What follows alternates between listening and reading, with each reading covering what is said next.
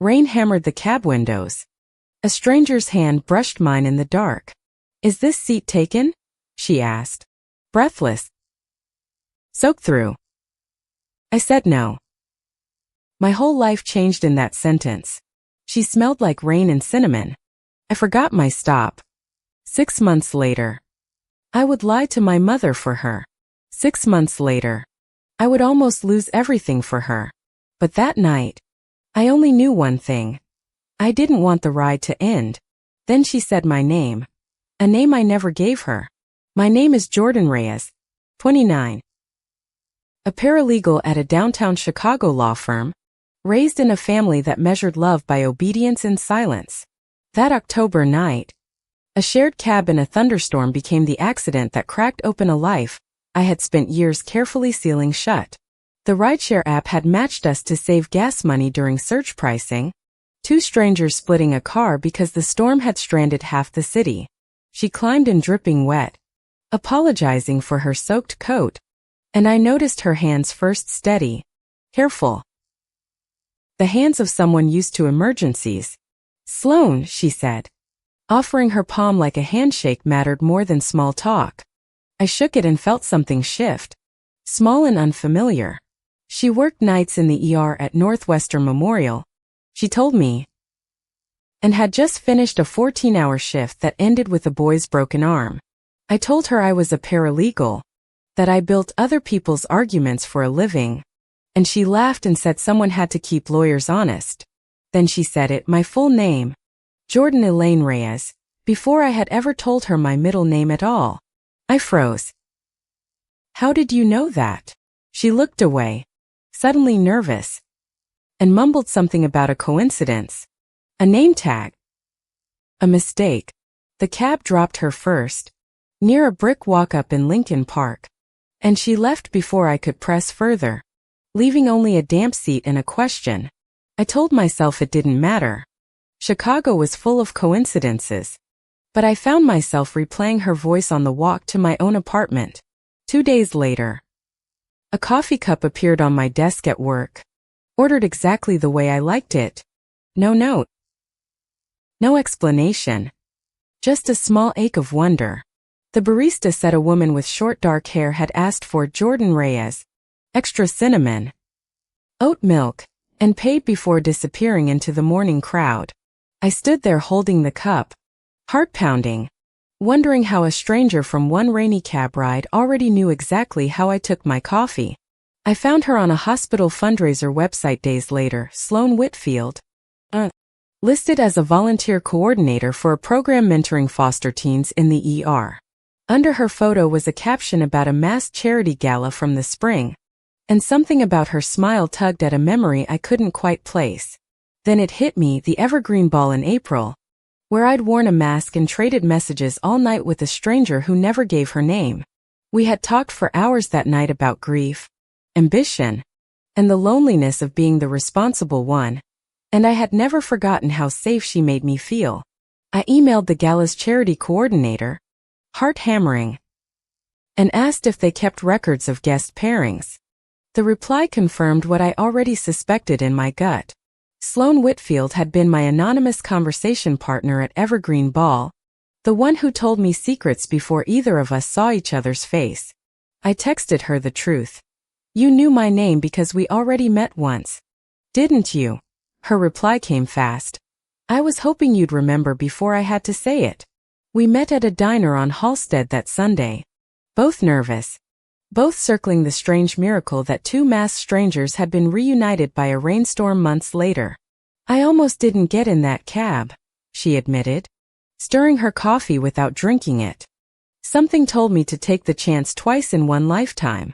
I admitted the same, that I had nearly canceled my ride that night, exhausted from a 12-hour deposition, and only stayed because the storm made walking impossible. We talked until the diner closed. About her mother's early death, my father's silence, and the strange comfort of being known by someone before being seen. Neither of us said the word date, but when she walked me to the train, she held the door a second longer than a stranger would. I went home and sat on my fire escape in the cold, replaying every word. feeling something crack open in my chest that I had guarded for years. My family didn't know I was gay. Not my mother. Not my two brothers. Not the church community that still asked when I'd bring home a nice young man. I had built a life of careful compartments: work, family dinners. The occasional setup date I always found a reason to end after the second outing. Sloane didn't push. She let me set the pace. Texting good mornings. Sending photos of hospital sunrises. Treating my hesitation like something worth respecting, not fixing. 3 weeks in, she invited me to her sister's backyard barbecue in Evanston. Casual. Easy. Just as a friend, but her eyes said otherwise when she asked. I said yes before I could talk myself out of it, telling my mother only that I had plans with a coworker, another small lie stacking onto the others. At the barbecue, Sloane's family teased her mercilessly, calling her the hopeless romantic who works too much, and I watched her laugh without flinching. So unguarded it scared me. Her father pulled me aside near the grill and said quietly, "She hasn't smiled like that in a long time. Whatever you're doing, keep doing it." I didn't correct him. I didn't know yet what to call what we were doing, only that I didn't want it to stop. That night she walked me to my car and, under the porch light, asked if she could kiss me. I said yes before my fear caught up. It was soft, unhurried, and terrifying in the way that only true things are terrifying, because it meant I could no longer pretend I didn't feel this. Driving home, I cried in a way I hadn't in years. Not from sadness but from the exhausting relief of finally being honest with myself. For the next month, we existed in a careful bubble. Dinners in her apartment, long walks along the lake, conversations that stretched past midnight without noticing the hour. She taught me the names of constellations from her building's rooftop. I taught her the difference between a deposition and a hearing, and she pretended to care. I started leaving a toothbrush at her place. She started leaving her scrubs at mine. Small domestic rituals accumulated like proof that this was real, not a fluke. But every time my phone buzzed with my mother's name, I felt the bubble thin. The outside world pressing its palm against the glass, patient and waiting. My mother called weekly to update me on Andre, the son of her best friend from church. Kind, boring man she was certain I'd eventually marry. "He asked about you again," she'd say, and I'd change the subject, feeling the familiar guilt tighten around my ribs like a belt cinched too tight. Sloane never asked me to choose between her and my family. She simply existed. Patient. Present. Letting me carry the weight of my own timeline. "I'm not going anywhere," she told me one night, tracing circles on my palm. "But I need you to know I'm real. Not a secret to manage." Her words landed harder than she meant them to. I realized I had been treating our relationship like contraband, precious but hidden. Something to protect by concealing. I decided to tell one person first, my younger brother Malik, the sibling who had always seemed less bound by our mother's expectations than the rest of us. We met at a burger place near his apartment, and I rehearsed the words in my head a dozen times before finally saying, "Malik, I'm seeing someone. Her name is Sloane." He blinked, chewed slowly, then said, "Okay. Cool. Does she make you happy?" It was so simple, so unburdened, that I almost laughed with relief. He hugged me before I left and said, "I'm not gonna say anything, but you should tell Mom on your own time. Not because you're scared of me telling her." That night I texted Sloane. "My brother knows." He was fine. Better than fine. Her reply was just 3 words. "I'm so proud." For the first time, I let myself imagine a future out loud, introducing Sloane at holidays, building a life that didn't require a locked door between its rooms. We spent Thanksgiving apart that year. Me at my mother's table reciting careful half-truths, Sloane covering a holiday shift so a coworker could see her newborn niece. I texted her from the bathroom during dinner, just to hear from her, just to remember that somewhere across the city, Someone knew the whole truth of me. My mother caught me smiling at my phone and asked who I was texting. A friend from work, I said. The lie so practiced it barely stung anymore. But it did sting. Quietly. The way small dishonesties accumulate into a debt you don't notice until the day someone finally asks you to pay it. By December, Sloan and I had settled into something that felt permanent. Grocery runs together, arguments about thermostat settings, the mundane intimacy of two lives merging. She got promoted to charge nurse, a role she'd wanted for years, and I took her to dinner to celebrate, proud in a way that surprised me with its intensity. I want you at the ceremony when they announce it, she said. And I hesitated only a second before saying yes, already calculating what excuse I'd give my mother. The obstacles started small, the way storms often do. A missed call from my mother, a photo posted online, a colleague's raised eyebrow at the office holiday party. Priya, a fellow paralegal, saw a photo on my phone of Sloan and me at a rooftop bar, arms around each other, unmistakably more than friends.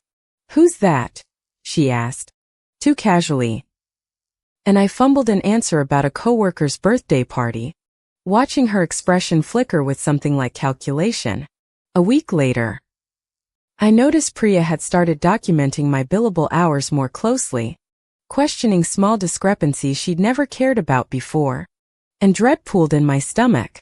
Our firm's senior partner, Richard Voss, was known for his old-fashioned values and his habit of promoting associates who fit a certain image of the firm family. I had been up for a promotion to senior paralegal for months, a role that would finally let me pay off my law school debt and breathe. One Friday, Priya asked to speak with me privately and said, without preamble, I saw your photos. I'm not judging. But Richard would be. You should be careful. It wasn't a threat exactly, but it landed like one, a reminder that my career and my identity now shared the same fragile, breakable shelf. I told Sloan that night, and she went quiet, then angry. Not at me but at a world that made me calculate the cost of simply existing honestly. You shouldn't have to hide to keep a job, she said, pacing my kitchen. But I also understand why you're scared. I'm not asking you to be a hero. I appreciated her restraint, but it also made me feel smaller, like I was disappointing her by not being braver, even though she never said the words aloud. The promotion decision was set for January, and I spent the holidays torn between two versions of myself, the one who wanted honesty and the one who wanted safety. My mother sensed something was wrong, calling more frequently, asking pointed questions about this friend I mentioned too often for someone who was supposedly just a coworker. Is there something you're not telling me? She asked one Sunday, and my silence stretched so long that she eventually filled it with a change of subject. I hated that silence. I hated that I had let years of careful compartments become a person my mother didn't fully know. Even after 29 years of raising me, Sloane's ex-girlfriend, Camille, resurfaced that same week, texting Sloan about a mutual friend's wedding, casually mentioning she'd love to catch up sometime soon. I saw the message on Sloane's phone by accident, and something ugly and unfamiliar rose in my chest. Not quite jealousy, but close enough to frighten me. She's just an old friend, Sloan said, but her voice carried an edge of discomfort that made the reassurance feel thinner than she intended.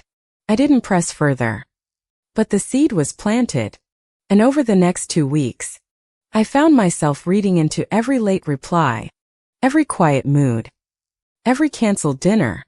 Sloan picked up extra shifts to cover a coworker's maternity leave, and our time together shrank to hurried calls and half-asleep goodnights that left both of us frayed. I feel like I'm losing you to a hospital and a ghost from your past, I admitted one night, and immediately regretted how raw and accusatory it sounded. That's not fair, she snapped, exhaustion sharpening her words.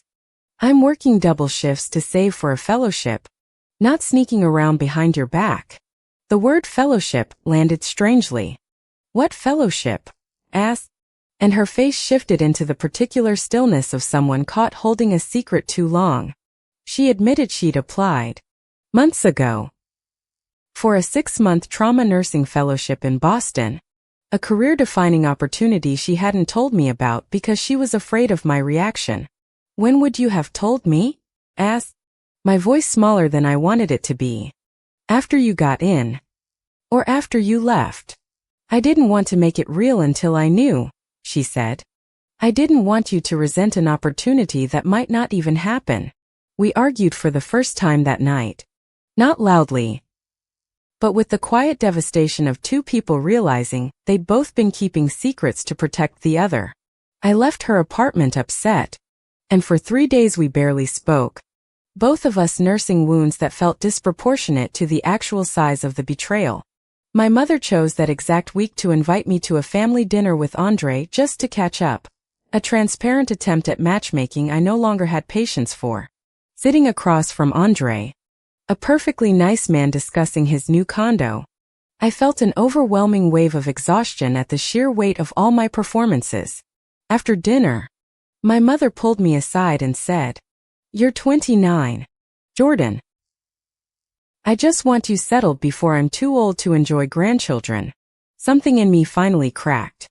"Mom, I need to tell you something," I said, my heart pounding so loud I could barely hear my own voice. But before I could continue, my phone buzzed with an emergency alert from Northwestern Memorial's staff line. A mass casualty notice from a multi-car pileup on the expressway. I knew immediately Sloan would be pulled into it, working a shift she'd already extended twice that week. And my confession dissolved into raw fear for her safety. I drove to the hospital without thinking, leaving my mother mid-sentence. Sitting in the ER waiting room for 3 hours with no information, just dread and coffee, when Sloan finally emerged, exhausted, blood on her scrubs from a night of trauma cases. She saw me waiting and nearly collapsed with relief at the sight of me. "You came," she said, voice cracking. Even after everything, I held her right there in the waiting room, not caring who saw. Done with hiding. A nurse I didn't recognize glanced at us and smiled softly, unbothered. And I realized how small my fear had been compared to the actual stakes of that night. We sat in her car afterward, not talking, just breathing. Both of us stripped of the pettiness that had separated us for 3 days over secrets and silence. "I'm sorry I didn't tell you about Boston," she finally said. "I was scared that if I said it out loud, I'd have to choose between you and my career." "You shouldn't have to choose," I said. "I don't want to be someone you resent for staying, or someone who makes you feel guilty for growing." We talked honestly for the first time about the fellowship, 6 months, starting in June. An opportunity that could shape the rest of her nursing career. "I don't know what happens to us if I go," she admitted. "But I know I don't want to find out by not applying and always wondering." I told her I understood, even though it terrified me, because loving someone meant wanting their life to be full, not small enough to fit conveniently into mine. That conversation didn't solve anything, but it dissolved the tension between us, replacing it with the harder, more honest work of figuring out a future together. I went home that night resolved to finish the conversation I'd started with my mother, understanding that I could no longer separate my two lives so neatly. The promotion announcement came first, in mid-January, and Richard Voss called me into his office with an expression I couldn't read, formal and unusually serious.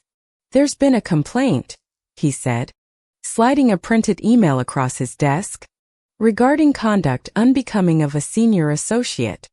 I need you to explain these photos." Priya had sent an anonymous complaint, attaching the rooftop bar photo along with a vague accusation about inappropriate displays, reflecting poorly on the firm's reputation. My hands shook, but something steadier rose beneath the fear. A refusal to shrink myself smaller to fit inside someone else's discomfort with who I was.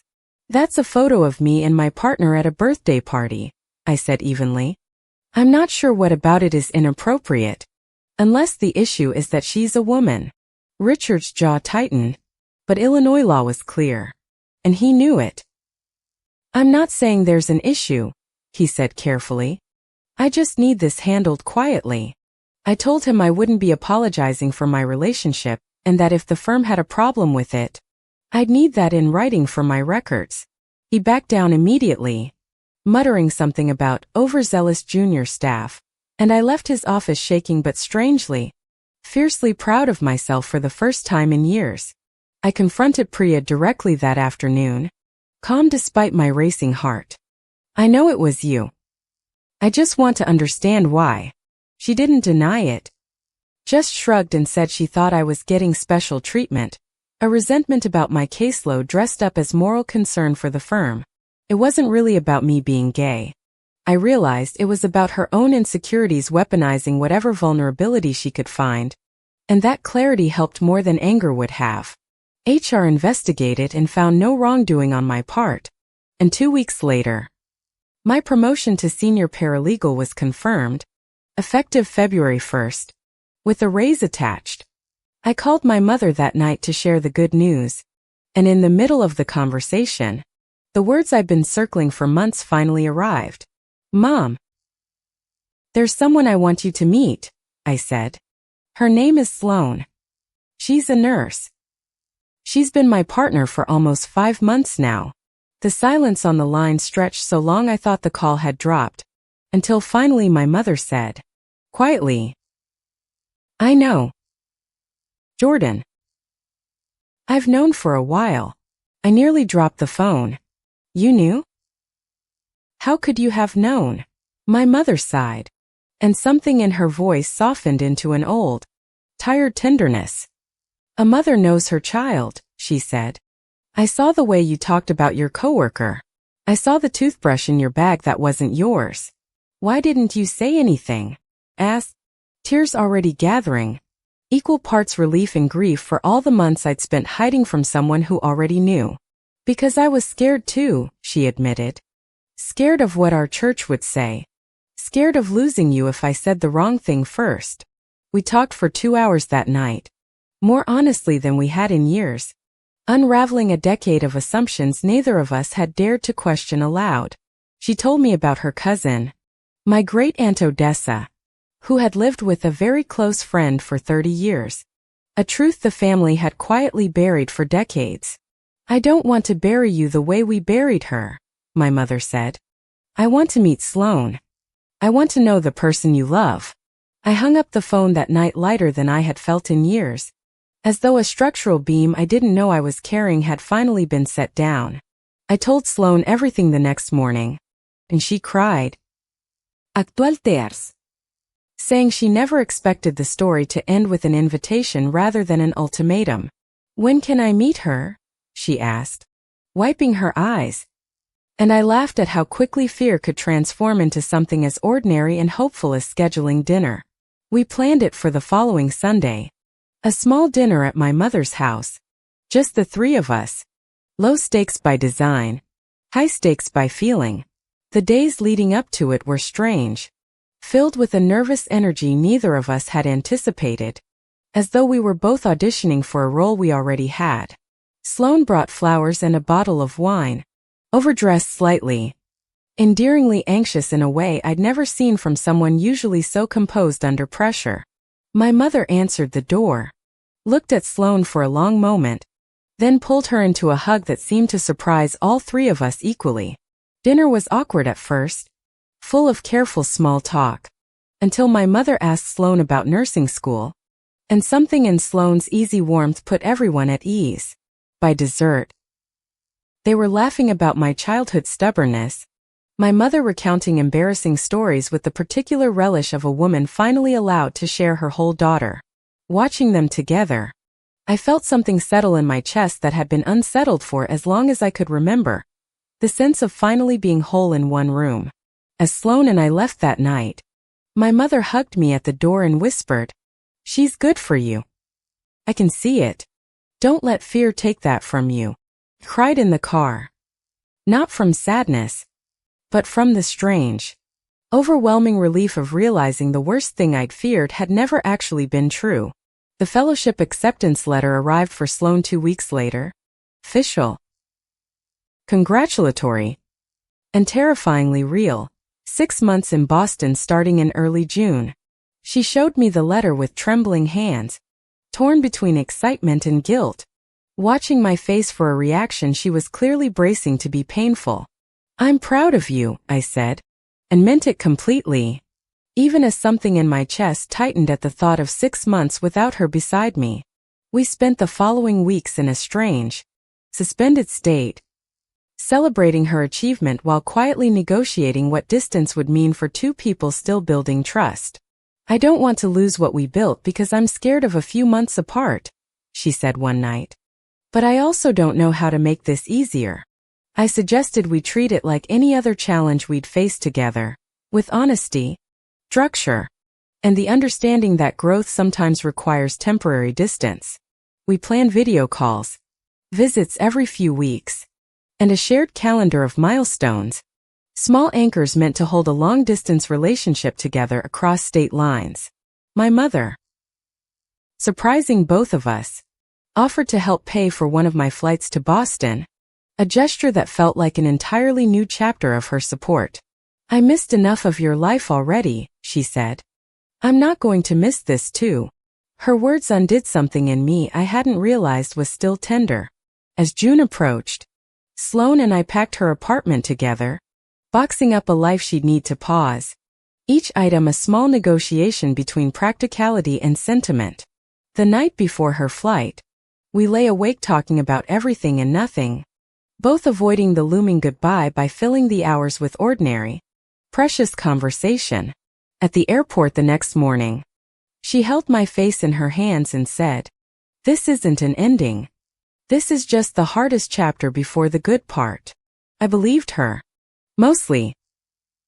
Though watching her walk through security felt like watching a piece of my chest disappear behind a line I couldn't cross. The first month apart was harder than either of us admitted aloud, filled with mistimed calls, exhaustion on her end, loneliness on mine, and the slow ache of absence.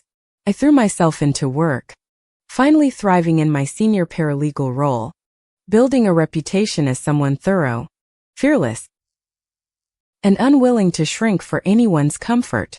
Priya transferred to another department after our confrontation, and Richard Voss, to my surprise, began assigning me higher-profile cases, as though respect had quietly replaced suspicion.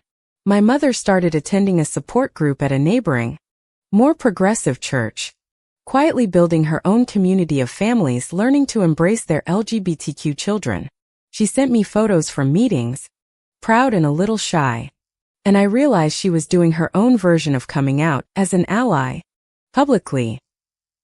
Without hesitation, in July, Camille resurfaced again, this time in Boston, working at the same hospital as Sloan, a coincidence that reignited every insecurity I thought I'd resolved. Sloan called me immediately, unprompted. Before I could even ask, "I wanted you to hear it from me first. It's awkward, but it's nothing. I promise." Chose, this time, to trust her completely, remembering how secrecy had almost cost us before, and how honesty, even when uncomfortable, had always been the thing that saved us. "Thank you for telling me," I said, and meant it. Feeling the old anxious version of myself grow quieter with every choice we made toward transparency instead of fear. In August, I flew to Boston for a long weekend, and Sloan met me at the airport wearing the same nervous excitement she'd had the night we first kissed. We spent 3 days rediscovering each other, walking the Charles River, cooking in her tiny sublet kitchen, talking about a future neither of us had dared name yet. On the last night, she told me she'd been offered an extension, another 6 months, a permanent position if she wanted it, a real career-defining opportunity in Boston. My stomach dropped. "Are you considering it?" asked, trying to keep my voice steady, already imagining a future stretched too thin across 2 cities. "I don't know," she admitted. "I love the work here. But I also don't want a career that costs me the person I actually want to build a life with." We didn't resolve it that weekend, but we promised to keep talking. refusing to let fear make the decision for us the way it almost had before. Back in Chicago, my mother noticed my distraction and asked directly, "Are you two okay?" I admitted my fear that distance might quietly become permanent. "Real love finds a way to be inconvenient sometimes," my mother said, surprising me with her wisdom. "The question is whether you're both willing to be inconvenienced." Her words stayed with me through September. Through video calls that felt increasingly strained. Through the growing awareness that a decision point was approaching whether we wanted it or not. In late September, Sloane called unexpectedly on a Tuesday afternoon. Her voice tight with an emotion I couldn't immediately identify through the phone's static. "I turned down the extension," she said. "I'm coming home in October. I don't want a career built on the absence of the person I love most." I sat down hard on my kitchen floor, overwhelmed. Relief and joy colliding so forcefully I couldn't speak for a full 10 seconds. "Are you sure?" I finally managed. "I don't want you to resent this decision later. To feel like you gave something up for me." "I'm not giving anything up," she said firmly. "I'm choosing what I actually want, which is a life with you. Not a life measured only by career milestones." She flew home on October 14th, almost exactly 1 year after our first shared cab ride through a Chicago thunderstorm that started everything. I met her at the airport with flowers, embarrassingly emotional, crying before she even reached the arrival's gate, unable to contain a year's worth of feeling. "You're really here," I said. And she laughed through her own tears, saying, "I told you it wasn't an ending. I told you to trust the timing." That night, my mother hosted a small dinner to welcome Sloane home, inviting Malik, a few cousins, and even Andre, who'd become, unexpectedly, a genuine friend to us both. Sitting at that crowded table, surrounded by people who finally knew the whole truth of my life, I felt something I hadn't expected, not just acceptance, but belonging. My mother stood up mid-dinner, raised her glass, and said, "To Jordan and Sloane, and to learning that love doesn't need permission, only honesty." The table erupted in applause, and I caught Sloane's eye across the room, both of us stunned by how far we'd traveled from that rain-soaked cab. Later that night, on my mother's back porch, Sloane took my hand and said, "I want to build something permanent. Not someday. Soon." She wasn't proposing. Not yet. But the weight of her words carried the same gravity. A promise neither of us needed to rush because we finally trusted the ground beneath it.